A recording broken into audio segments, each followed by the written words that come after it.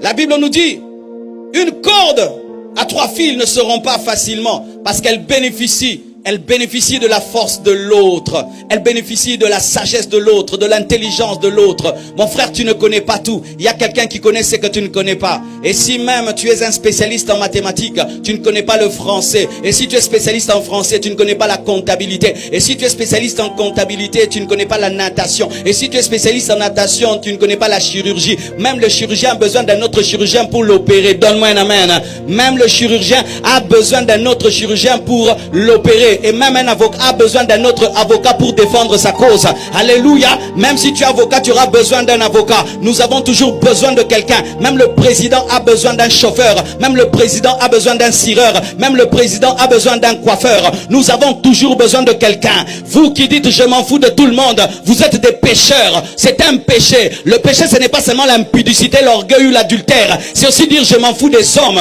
Quand tu dis je m'en fous des hommes, tu te fous de l'image de Dieu. Alléluia, tu te fous de l'image de Dieu. C'est comme si tu dis pasteur Marcelo, je t'aime, mais j'insulte ta photo. Si je te trouve devant ma photo, tu es en train de l'insulter, tu m'as insulté. Et lorsque tu insultes un homme, tu méprises un homme, tu as méprisé et insulté son créateur. Apprenez à respecter les hommes. Apprenez à respecter les hommes. La présence de Dieu nous apprend à respecter les hommes.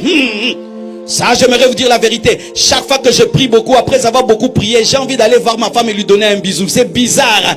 Quand ça avait commencé et que je venais de me marier, je me disais, mais ça c'est quoi? C'est que quand je prie beaucoup, quand je ressens trop l'amour pour Dieu, et puis je commence à beaucoup aimer ma femme. En soi, c'est ça la vérité, mon frère. Lorsque tu as la révélation de Dieu, va te donner la révélation des hommes. Lorsque tu as la révélation de Dieu, tu vas comprendre la place des hommes dans ta vie. Et lorsque Jonathan a compris Dieu, il a compris David. Il a compris Dieu, il a compris David, que ce n'était pas seulement un berger, mais c'était aussi le futur roi. Lorsque tu es dans la présence de Dieu, il va te révéler la destinée des hommes dans ta vie et ta destinée par les hommes. Ainsi tu comprendras que tel est important, tel est important, tel aussi est important. Jésus, avant de choisir ses disciples, passait du temps dans la présence de Dieu.